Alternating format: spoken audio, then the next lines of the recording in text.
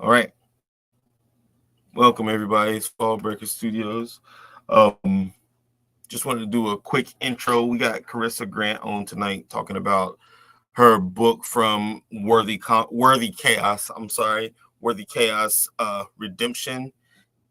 It's a funny story, and I'll tell it. I'll tell a little bit of it right now. I talked to Corissa a little bit ago, and I've been preparing for a show that I did up here, and it was really, really awesome. And I guess we'll talk about that some other time. But um, when I'm talking to Corissa, we're figuring out when we can get scheduled. And she tells me when her next Kickstarter is. And then she's like, well, I have another one in January. And I'm like, oh, okay. Well, she's got a clear path. This must be a person with experience. She sends me the first 4 issues, and I read through those, and it's a solid book. And I find out today, like as Kickstarter number 7 is going, this is her first Halloween in horror. And so I'm like, holy moly, like this is a lot of action.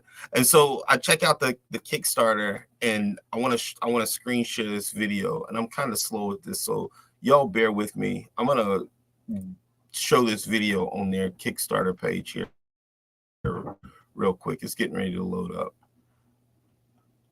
And when it does, cheese and rice. Okay, here we go. I had it all pulled up in my phone, my computer reset. Let's see here. Oh, here we go.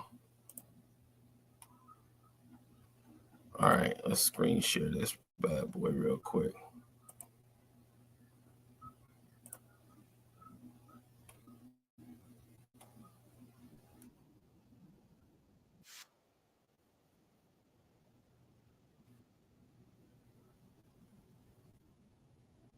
I think this is it. Hold on.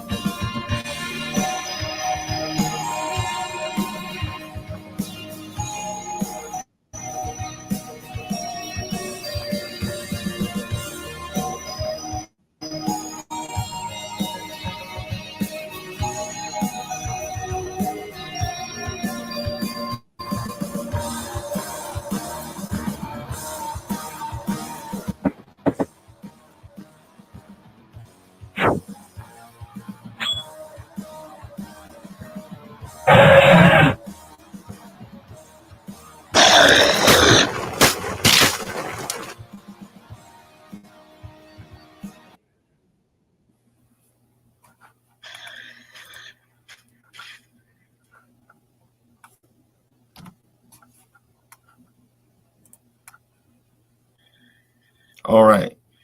With no further ado, Corissa Grant, Redemption Issue 7 Kickstarter is live now. And it's going off. Obviously, like you got a badass story here. So love the video. Very, very cool. Very Thank you. Hi, Pops. Pops is in the comments. What's up, Pops? How's it going, man? Always supportive. Yeah, you guys, that whole community is very lively, and it's a rowdy crew, which is what else can you really ask for this day and age? Oh, absolutely. I mean, they took me in when I knew absolutely nothing. I said the infamous words when I started, how hard can it be to make a comic? And yeah, it's one of the hardest things I've ever done, ever.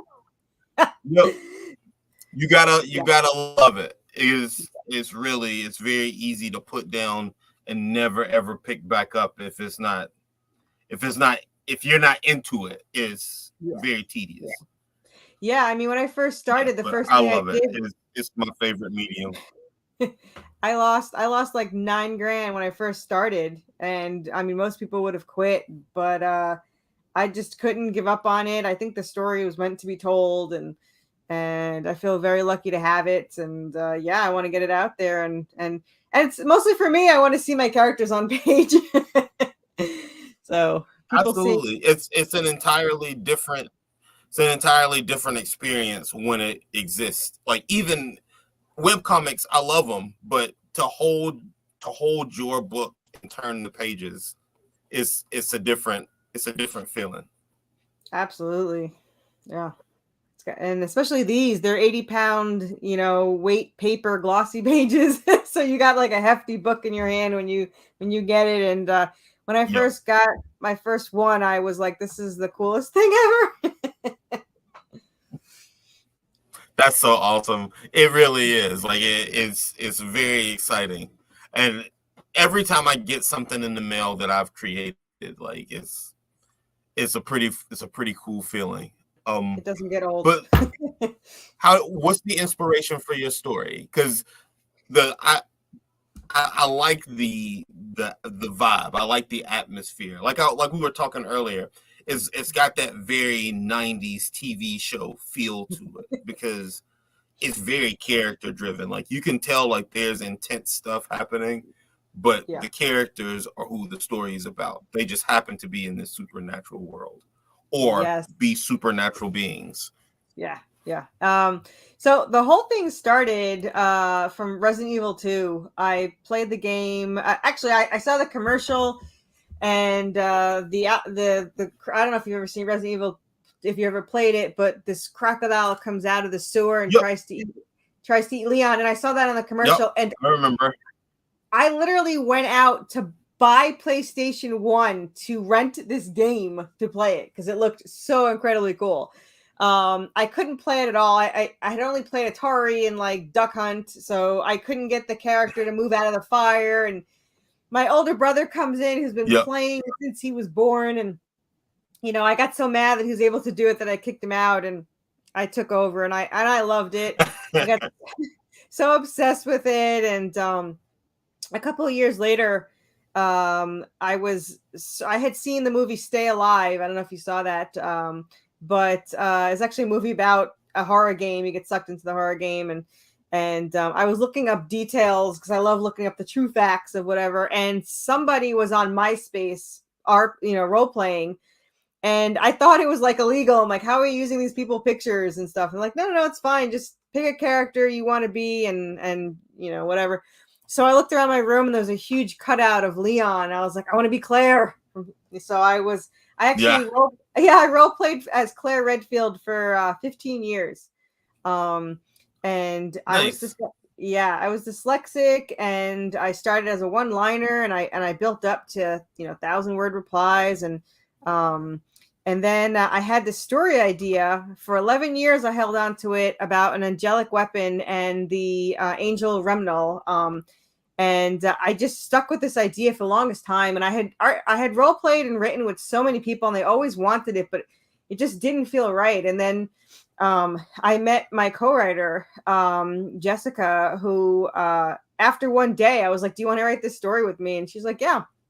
So um, the thing about our story that's a little bit more unique is, so I write the story. I'm the starter. I write it. But I write everything in Serafina's point of view. Her thoughts, her actions, and Mhm. everything. And then I send her the chapter, and she writes it over again, but in Draven's point of view. So when you're reading our story, everything Draven is what my co-writer wrote, and everything Serafina and everything is what I wrote. So it's got that Okay, unique so that's personality. interesting. Yeah, because there's a lot of times where the characters will say something and immediately you get a thought of theirs too, which Yeah. we get. Like, so a lot of times you see thought bubbles as individual panels, but it did lend to a more conversational aspect Yeah. when the characters were talking, because you were a part of it. Like, you were a part of how you think and how you act in a Yeah. conversation.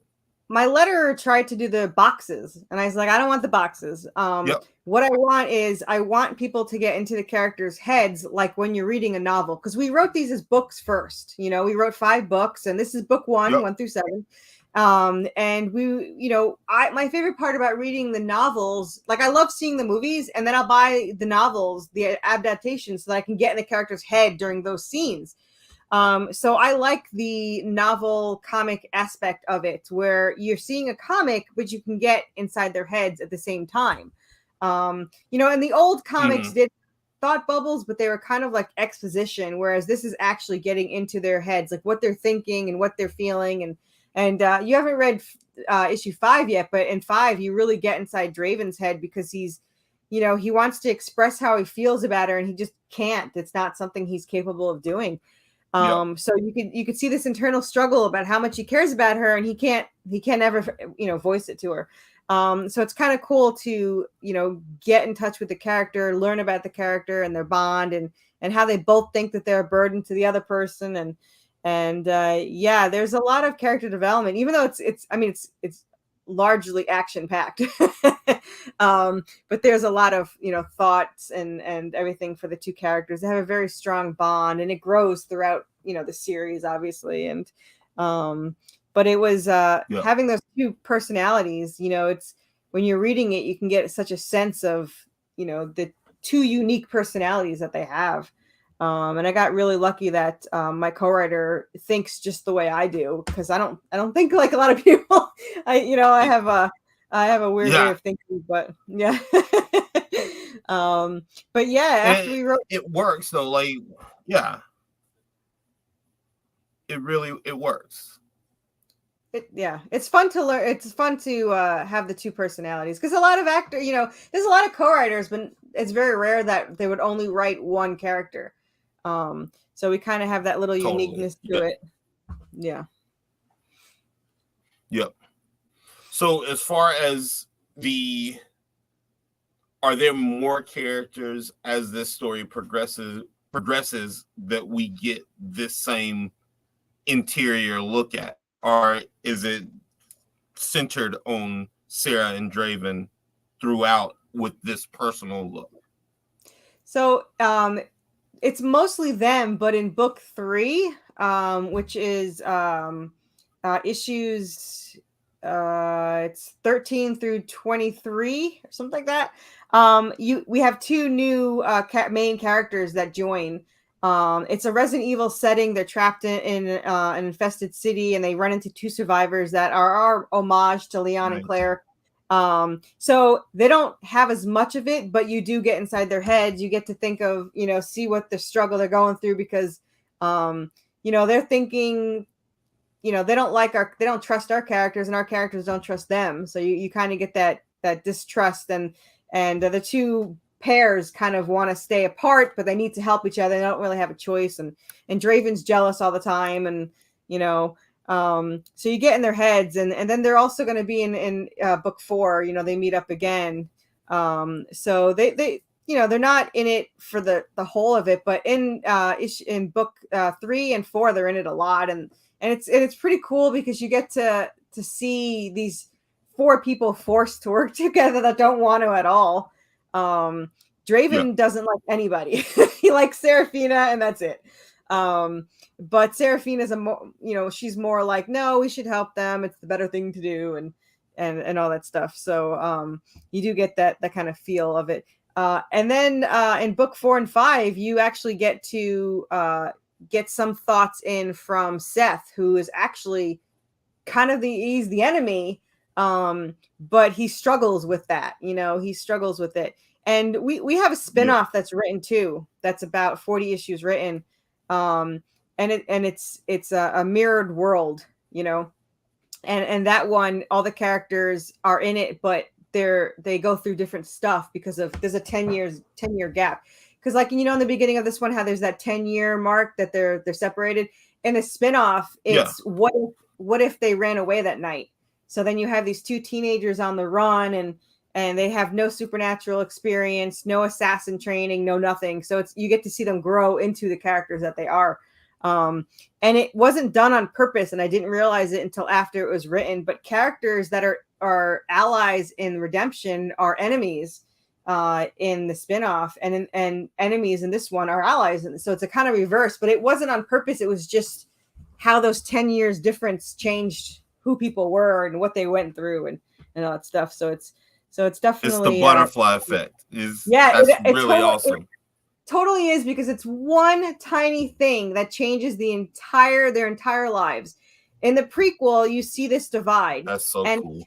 And it's just so cool because it's like only one tiny thing changes it, and then they either separate for 10 years and go through this hell town, or they never separate and they just grow together in this whole other world. And it was really cool to write that. And it started as a joke, kind of thing, like what would happen, And at first I thought it was going to be boring. Hi, Crimson.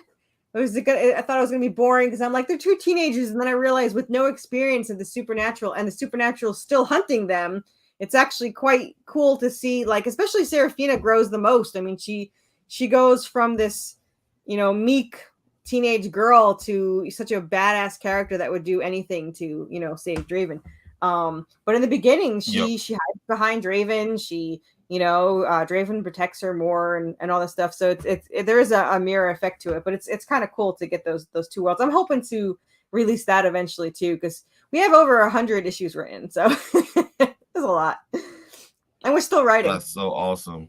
So, of course, how could you not be? I gotta say, Ronnie, this book, Ronnie hosts a show on his channel called Comics de la Muerte that I co-host with Ronnie on. This book that you've written here is right up Ronnie's alley. Like, you guys have a similar vibe to your writing. I think that, Ronnie, this is a book that you would definitely dig. But I love when the world becomes what it's supposed, like when you just become an observer in it, because they kind of are who they are at a certain point, and we're writers, but it's kind of out of our hands at a certain extent, because it stops feeling natural if we do something that is not these people. Oh, I've argued with the character in my head while I'm writing. There you go. Absolutely. I totally get it. My character writes it more than I do. I joke around with my co-writer that I'm just a vessel for my character to take over. I've had a story. There's a scene in book 5 that I was converting yesterday, and I was reading through it, and I remember the scene, because while I was writing it, I was like, this scene makes no sense. It's going nowhere. I don't know what it's doing. I'm going to start over. And all I can think of my character is like, no, keep going. It makes sense. Trust me. And I was like, I don't know what you're talking about. This makes no sense. But when I was done, it was the coolest scene I'd ever written. And it was so weird and so out there, but it made so much sense when it was written. And I sent it to my co-writer and she's like, where the hell did you think of this? I was like, I don't know. And she's like, I can't wait to see where it's going. I was like, me too. So yeah, they have a total life of their own. So I have no control over it. Very cool. Very cool. Oh, you've been on Ronnie's show. I didn't realize that. I think a long time ago, maybe issues 1 through 3. I don't know if Ronnie remembers. It's been a while. I should go on again. Was I on that show? No, I think it was one that you weren't. Like, I don't remember why though.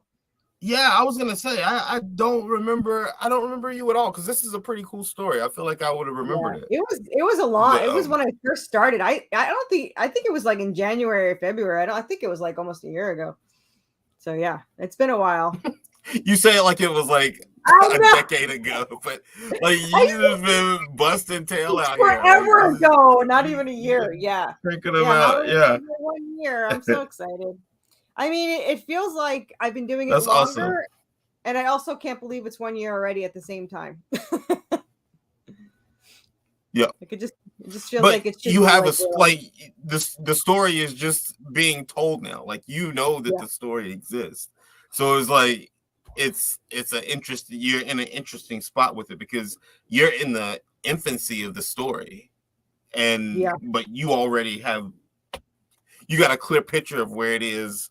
Way down the road, so that's cool, and you're building a good following in the amount of time that you've been doing it. So we'll all keep your ship afloat until you finish your story. And like that's the cool thing about having a good story is, people like to see where it goes, and when you believe in it as much as. When you lead everybody else believing in it, then it's you got it. You did it. Yeah. So no, very, very cool. I definitely it's not on my list of genres, but like it took me half of the first issue and I was like, okay, I can get into this story. Like this is a worthy, like your chaos is worthy. And Angels and Demons fighting it don't really get much more chaotic than that because it's big. Those are big battle moments. So how do you decide when the big fights happen and when? That's the tough part because there's so much to tell because I have the whole history. I have the whole origins. I have the whole when the Angel and Demon met and how the feud started and how Seraphina was created from the weapon and Draven was created to get the weapon from her and obviously it didn't go and there was prophecies about them. They have a guardian angel that failed them. They had all this stuff and there's so much to tell that it's hard not to just be like I have to say everything all the time. But the prequel is 10 issues, but I'm working on the origins of when they first met. So that's going to be another 100 freaking issues. I was 92. That doesn't seem as long ago. Well, not for you. Well, what is it? Maybe it was issue 9. We'll say it was episode 9. She was on episode 9, but that's only 18 episodes ago. Is it a weekly show? It's only been 18 weeks. How long is that? There's been a few weeks here and there that Ronnie's missed. 4 or 5 months. Yeah, it's like 4 or 5 months. Yeah, that makes sense. Yeah. Yeah. It feels like I said. It feels like a lot longer than a year. Where do you? Yeah, you got a lot of story to tell. So you're just telling your story, which we dig. We definitely do. But what I was saying was, how do you decide when you have like what could be considered as overpowered characters? How do you decide of how to temper the big big fight moments, like the big, because you have a lot of intense visuals, but you don't have a lot of huge clashes. So how do you decide build up, and how do you decide how long these big deities basically fight when they're both equally matched? Yeah, I mean it's kind of tough. Like in this one, they only fight for a couple of pages. Um, the angel, he's not at full strength because of what happened. But they're still pretty equally matched, And it's kind of funny because not a lot of people know that Aasma, he's actually one of his one of his immunities in scripture was he's immune to lightning, and Remnel's power is lightning. So they were always able to square off because he can't use his main power. So it's kind of like an equal showdown between the two of them. And they do fight more, especially later in 4 and 5 they fight. But yeah, it's fun to have them banter too, the back and forth, especially in this issue. This issue's 38 pages, and they banter back and forth. And somebody asked me if they're really truly friends, and I was like, no. The demon likes to mess with the angel, but the angel definitely does not. It's not like Good Omen. I say it's got Good Omen tendencies because it has the banter of the angel and the demon, but they do not really like each other. So no. Yeah, no, there's no. Doesn't sound like there's any love lost between them two, right? No. That's really cool. Just you say that your story starts like with a lot of world building, and it does, but your story is action. Like from page 1, like when I got to like the 3rd issue, I was like, there's not a lot of filler pages. Like there's consistently something going on, and it doesn't feel overwhelming. It's very TV show-esque. That's really the only way I can describe it. You can tell there's a lot of details in every action almost. It's pretty. It's something to see in a comic. Yeah. What's funny is, so I love Lori's, comic. Like it's one of my favorites that I read. But in her issue, they a lot happens, but they don't really move around a lot. They'll go like into the bar, and then like they fight in the bar, talk in the bar. So with mine, there's like so many different. There's so much happening that it just it is a lot. I also have more pages. I think my shortest book is 5, which is 24, and the rest are all 28 to 32 on average. Because it was a novel, so when I'm going through, I know where I want to stop, and I'm not going to stop until I get to it, whether it's 4 more pages or 20 more pages, whatever it takes. But it does. The story is the story. Yeah, I mean, in book 2, there's believe it or not, in book 2 there's more action. And like the first issue, they fight salamanders, they fight zombies, they fight ghosts. In issue 2 of book 2, one of the artists. So, it's Buffy the Vampire Slayer, Supernatural, Resident Evil, Silent Hill, Evil Dead, all that stuff. So I actually, for the next book, got a lot of those artists from those things. So I got the Resident Evil comic artist, interior artist for issue 1 of book 2. It's an amazing cover. Cool. Chapter 2 has the Buffy comic interior artist for I think season 9 or 10, Carl Moline, and he's amazing. Chapter 3 has the Evil Dead interior artist from the Army of Darkness comic book. So I have a lot. I'm still trying to get the Supernatural one. Like I contacted them. One said they're busy. One's a little out of my price range, but I'm working on it. And the other 2 never got back to me. The Buffy artist asked me what happens in this one issue, and I said it starts off with the ghost fight. They're fighting this ghost couple, and then they have to fight through these salamanders, and then there's a man-eating plant, and then it ends with zombies, and she's fighting them about to fight them in a towel. And he's like, so that's one issue. I was like, yeah, take your pick. so so a lot happened in one issue. So yeah, he did a really cool cover. He's still working on it, but he's got the man-eating plant on it, with Anubis and Croc in the background. Nice. So yeah, but yeah, a lot happens. You'll never be bored, that's for sure. Yeah. So it sounds like not only do you know where the story goes, you know exactly how you want it to look. Yes, yes. Pretty much every step of the way. Yeah, pretty much. I'm scripted up to issue 19, but the rest are all cut where I want them to be. So I haven't converted it to scripts yet, but I know where it's going to end. On average, it's about 10,000 words per issue from the story. And I just, I think I have 2 or 3 more issues to cut. I was doing it before I came in here for book 5. Which is a little bit more difficult because there's like nightmares and they go to hell and there's all this stuff going on. So it's like, where do I end it?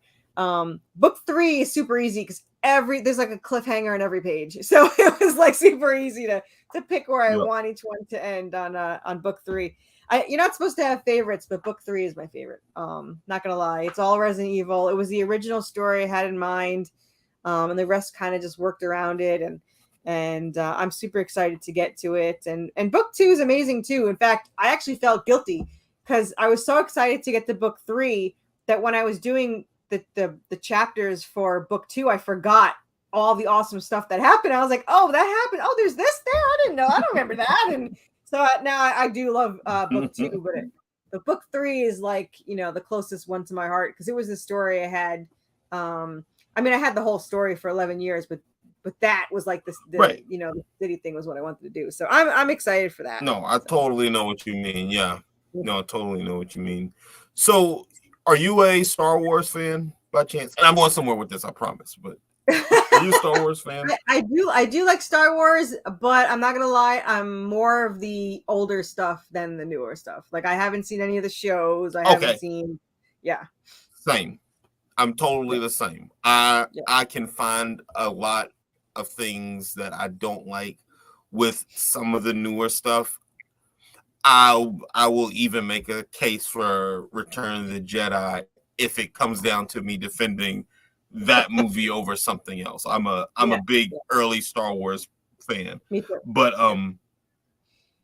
some of the stuff, like, and this was something that I just kind of understood a little bit more this year because I watch most of the Star Wars shows that come on Disney and everything. And I realize like the stuff that I don't necessarily like, I understand why they would try to do it because this is all stories that we have always wanted to tell, like something that stirred in us as we were younger or as we were starting to figure out that we wanted to tell stories. So no, like I don't fault them because everybody gets the chance to try. So no, I'm excited to read your Resident Evil world too because I know that that's something that you connected with, and that I know that it means that much more to you, and I know that radiates. You know what I mean? Like I know that will radiate. So you could even see it a little bit in the video. There was a Resident Evil feel towards the end. So definitely excited to see how your story progresses. Thanks. Considering it's already in issue 7 this quickly. And it seems like you've been running a pretty tight ship with your Kickstarters. Yep, issue 8 is done. It's the last few pages are getting lettered. And book 9 was already roughly, all the pages have been roughly sketched, layouts are already done. And my artist starts working on detailing them tomorrow. So we're moving right along. No rest for the wicked. Very good. I understand now how you had, you already see your January Kickstarter, January 8th.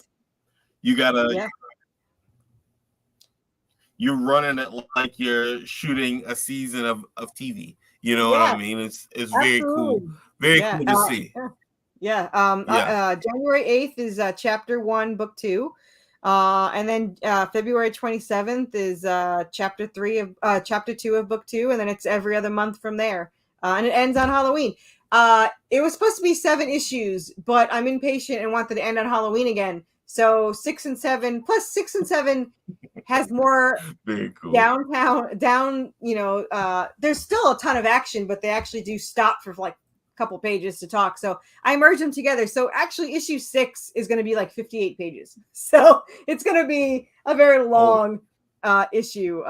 But it kind of fit together because there wasn't a real cliffhanger. And like I said, I wanted to end it at a certain time and all that. And yep. then we can go right into book 3. So, yeah. There you go. You got a plan, and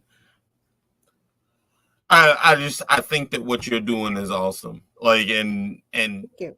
it's one thing to see and to read a comic, because it's kind of, it's what we do, right? Like, we all want to create cool comic books, but there's so much on the back end that make our projects, that make the one little blade of grass pop out of the dirt, or the one little thing that petals takes so much effort, and there's so much Yeah. deleted, and there's so much erased, and there's so much restarted and redrafted, that it's it's a lot of labor. And it sounds like you have a clear path, and you're not letting that stop you, and that's Well, that's very inspiring.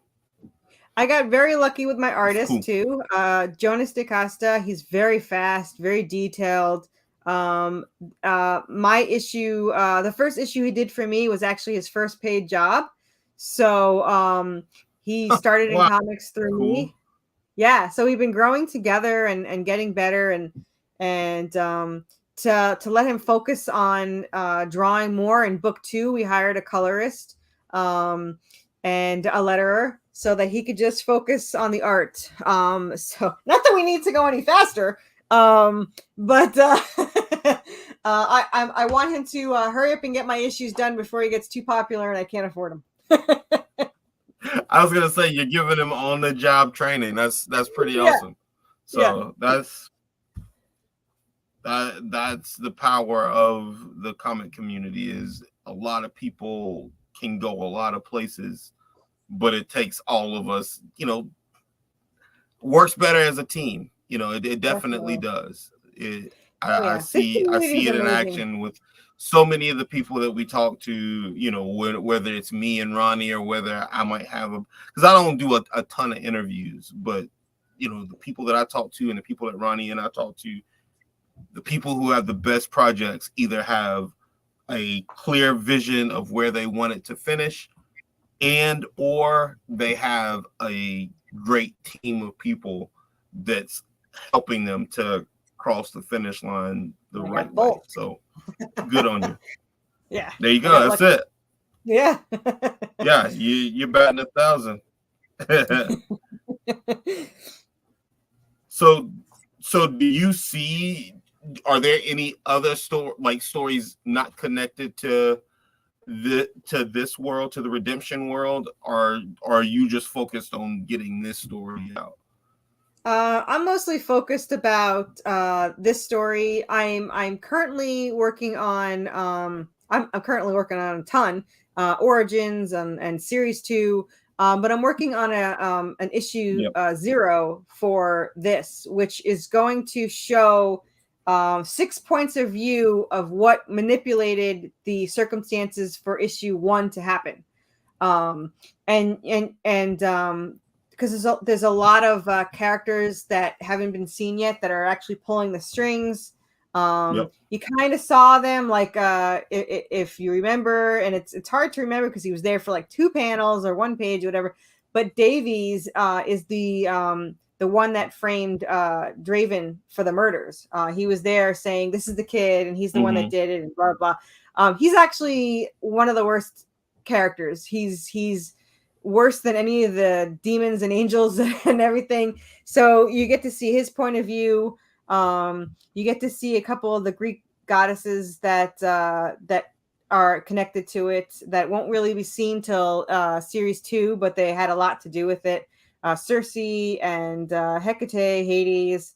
You'll see more Anubis and how he got involved. And in the origins, it was mostly the angel and demon and Anubis, because all three focused on getting souls. And they would steal from Anubis, and Anubis would obviously fight back. And so there's a lot that happens in the origins too. But the point of view, I've already written 1 point, so I got 5 more points to go. But it just came to me that people might want to see like what was going on. Like you'll get to see the characters watching Draven and Sierra, as what they're doing in issue 1 that you don't get to see otherwise. Yeah. Very cool. So you get to see like when Camiel is outside the window, you're going to see how he got there and why he's there and what he did to get there. And you're going to see how,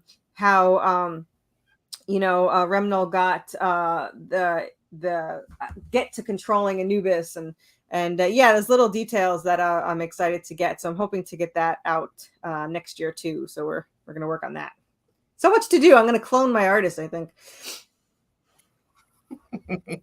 So I guess I got one more question before we hit the home stretch here, because we're at like 41 minutes now. So I figure I got time to ask a question. I keep thinking of it, and then I'm digging your world building. So I'm just kind of listening in and taking notes.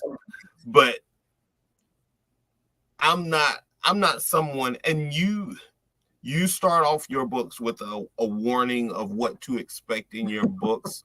Yeah. And it's never over the top. Like we talk a lot about how sometimes, and we were talking earlier about how sometimes horror can just kind of be blah because it's just blood and guts for no good reason, or it's a million tropes or this or that.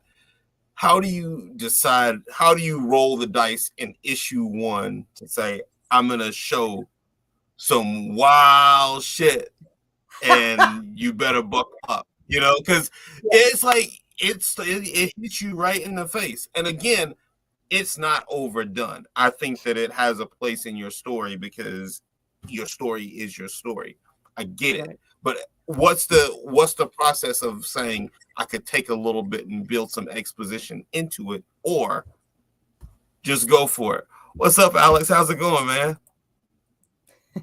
Good buddy of mine that does trivia in the area. Drop it in. How's it going, man? Good to see you. So yeah, we tried to get a healthy balance of, having gore, not just for the sake of gore, but for it to have a place, like obviously page 2 and 3 are the most extreme. We figured if you can make it past 2 and 3, you can survive anything that we're going to throw at you. But it wasn't gore for the sake of gore. It was to show, how incredibly heartless he is, and how it will affect Seraphina in the future. I mean, can you even imagine walking on that scene and seeing your parents in that kind of that kind of state, and having the head thrown at you, probably. Yeah, to see something like that. Yeah, right, and then having to just survive. Like you don't even get to deal with it. It's just now you're on to your own survival. Yeah. Just this very intense, but in a good way. Yeah, I mean, it's not, like I said, that was probably the most gore we had. It was kind of to bring in the horror people and show that we mean business. But we're not like, I don't know if you've ever seen the Terrifier, and it's not that I didn't like the Terrifier. It's just like you said, it's kind of just pointless killing. Like how gross can you be when you're killing?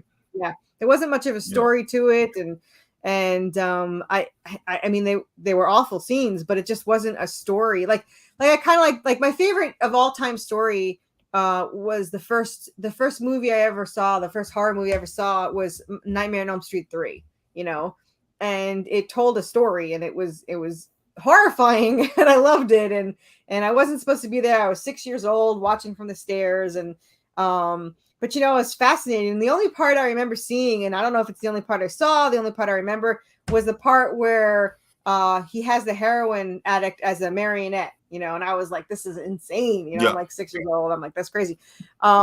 but it told a story, whereas Terrifier doesn't really tell you anything. No offense to you Terrifier fans. Nope. It's just I'm of the mind of I like to have a good story with my horror. And with ours, it's kind of got its own genre. It's like a horror, it's supernatural, but it's adventure, it's a survival.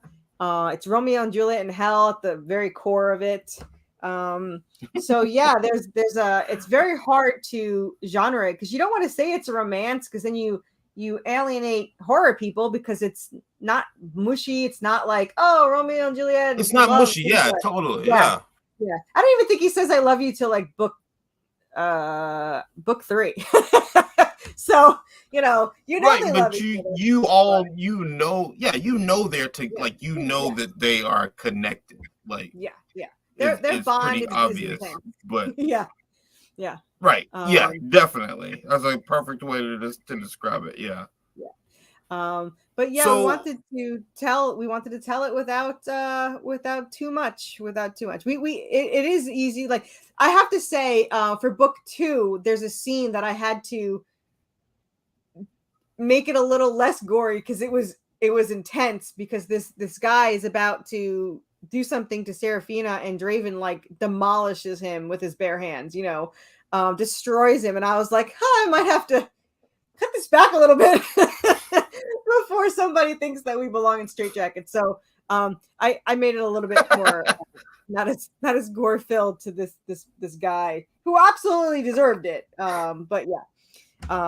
So yeah, there is a fine line of what we can pull through. And it's so funny because when I'm at cons and stuff or book signings and the parents come up to me and they're like, what's the rating for this? I was like, I curse constantly and there's a lot of gore. And they're like, is there any nudity? I was like, no. They're like, okay. So apparently the most natural thing they don't want, which I always thought was hysterical because technically it should be the other way around.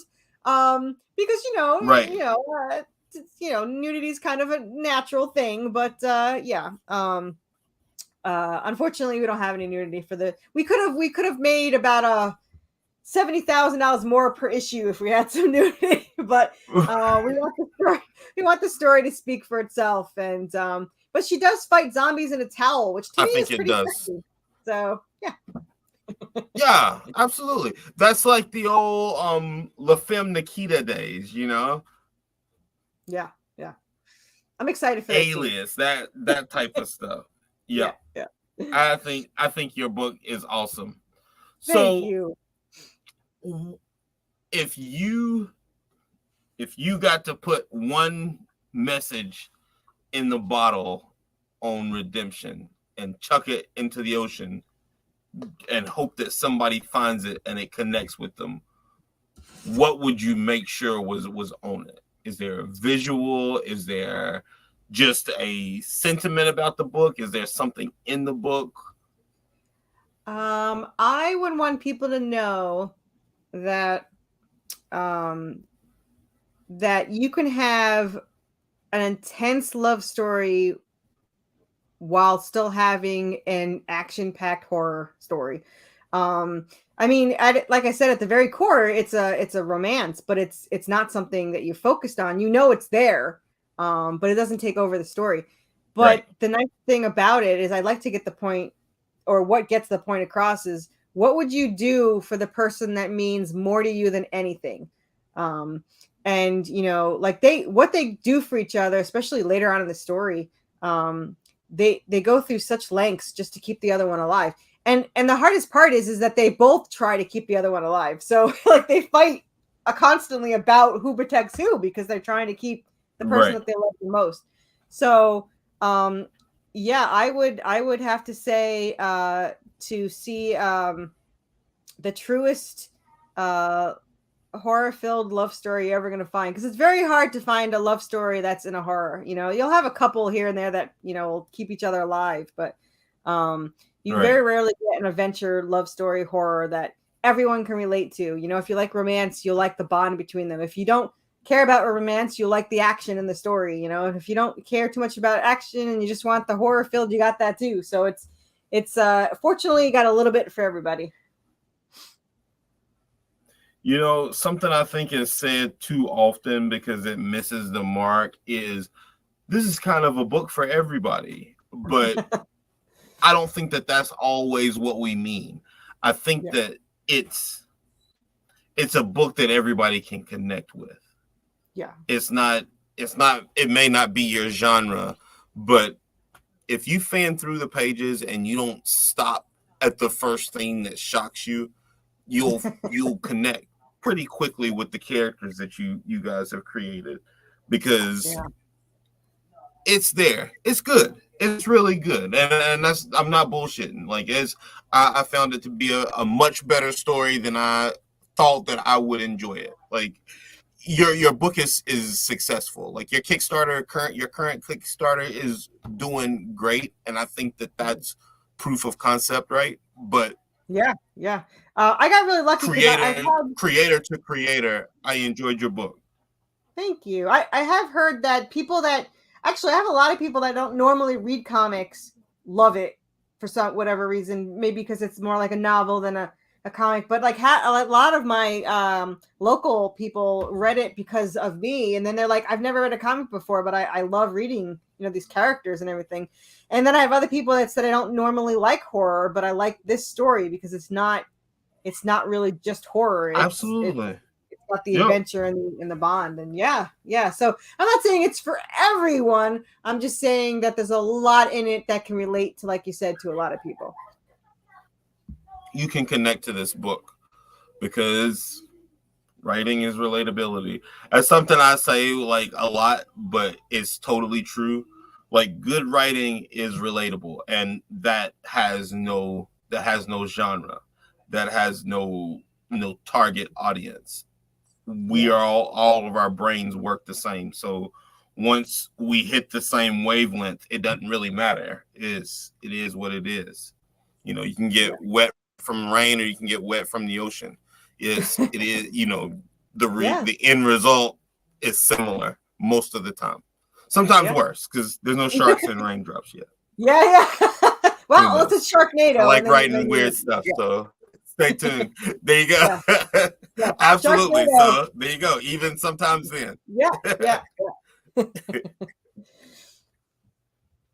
Well, I really appreciate you having me So on and all that. It means a lot to. I love talking about my story. In case you couldn't tell, so I think that just because you have something to talk, you have something worth talking about. So I think that people should know about it. So I hope that people find this, and I hope that people check it out on the replays. But well done. Once again, like there's a lot of great stories being told. If you have one to tell, the only thing that's stopping it from happening is you. So Carissa, like you've set the benchmark of productivity in a year. Like well done. So I yeah. can't wait to see what happens next. Thank you. I appreciate that. Yeah, yeah, I think so. I think Rob Motari, I don't know if you know him from Nightwolf, but he called me the rookie of the year because I got so much in. I Um can I would get behind that. Absolutely. yeah, If there's a voting for that, I think you have a case yeah, for sure. yeah. So what's your I mean, we talked about what you wanted to connect with, but do you have any final thoughts, any any Kickstarter perks that you want to make sure people know about? Because Yeah. you're moving through them now pretty good. Yeah. So I have been called the queen of merch. So for anybody that likes to get merch, you'll probably find it on my Kickstarter. There's also like only 40% of what I own there. I have to spread it out. But I have plushies, which is I have Anubis plushies, I have skeleton bird plushies. My hellhound is sold out. But I also have handmade statues. I have buttons, coloring book from in the add-ons. I have metal trading cards, metal covers, 3D printed statues. You can also get issue 1 if you want. You don't have to get a catch-up tier. We have issue 1 as a PDF for $5, a printed for 10, or you could get 7. All the back issues and all the variants that are available in the add-ons that you can get.